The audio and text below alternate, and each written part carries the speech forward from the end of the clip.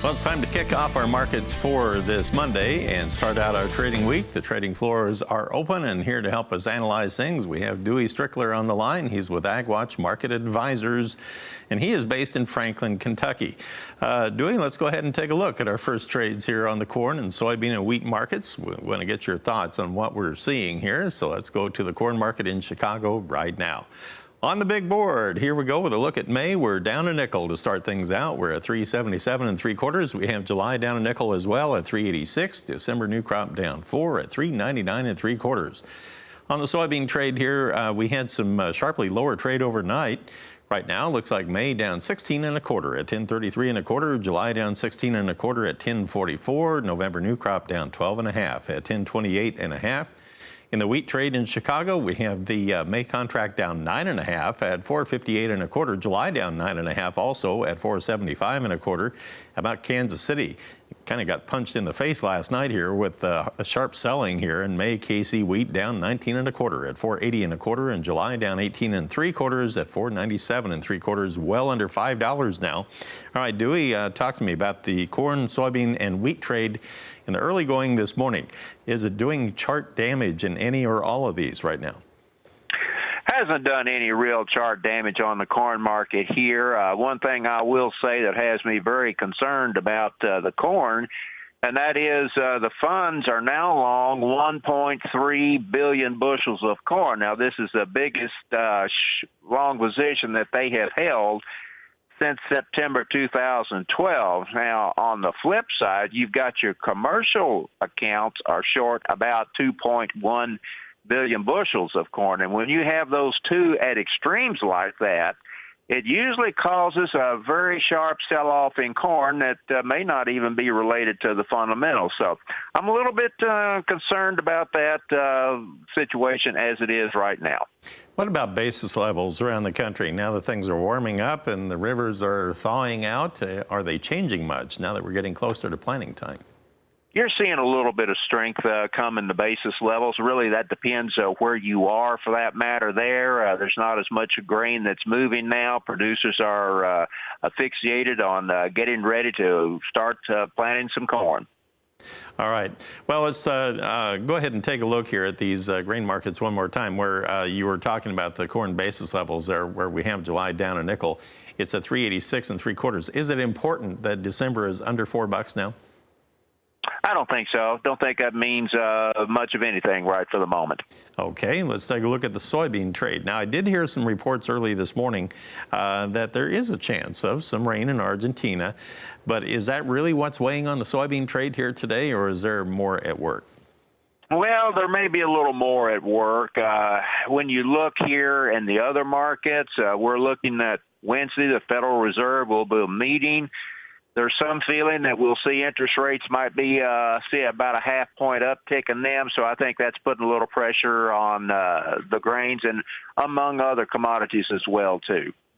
I want to take a peek at the cotton market here to see how it's opening up this morning. Let's take a look. On the cotton, we have the May, wow, down 117 points at 81.68 right now.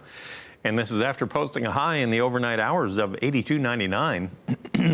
July down 104 now at 81.94, and December new crop down 75 points right now. So that's how we're opening things up in our crop markets. Dewey, we'll bring you back. We'll see how the dollar is opening up today. We'll see how the livestock trade is doing. We'll put it all together when we come back.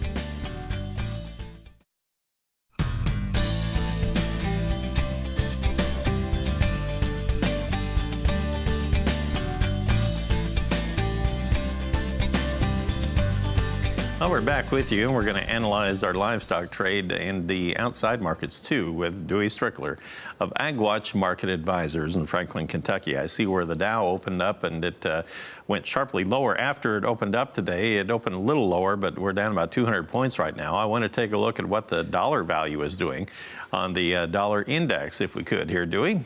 We have the March futures down 240 points at 89.970. June futures down 230 points at 89.560. If we look at our crude oil trade this morning to see how things are opening up in the energy markets, we have the April contract 20 lower at 62.14 per barrel. This is on West Texas crude. May currently down 18 cents at 62.23. Haven't seen a plus sign yet anywhere. Let's take a look at the heating oil trade right now. On the heating oil, well, there it's a little higher, about 0.8 cents on the April futures at 191.9. We'll call it 192 per gallon. Now on the live cattle trade, let's switch over there, and we are opening up a little lower there. April down 17 at 121.08. June down 45 at 111.35. Make it 40 lower now. It's already about 85 cents off of its earlier high from this morning. It did open a little bit higher. I know that was the early call too, but it has turned around to the downside already. Feeder cattle trade, as we take a look there, we have the March down 33. You have your April contract down 50 now at 139.70 per hundredweight. That's already $1.15 off our earlier high this morning. And now you have your May down 47 at 140.48. Dewey, what is going on with the cattle trade? How is it that they opened up a little firmer and now are fairly sharply lower in some contracts? Is it just getting spooked from all the other negativism? I think you hit the nail right on the head there for the most part. Like I mentioned, the Feds,